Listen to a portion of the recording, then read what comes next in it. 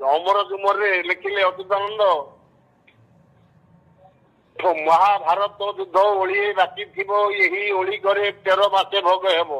ତୃତୀୟ ବିଶ୍ୱଯୁଦ୍ଧ 13 ମାସେ ଆଜ୍ଞା ହବ।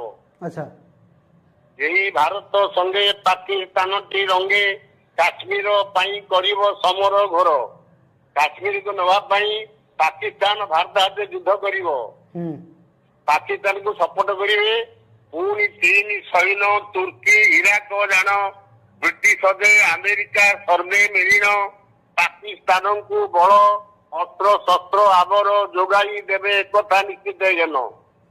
ପାକିସ୍ତାନକୁ କିଏ ସପୋର୍ଟ କରିବେ ନା ପୁଣି 3 ସୈନ୍ୟ ଚୀନ ସପୋର୍ଟ କରିବ।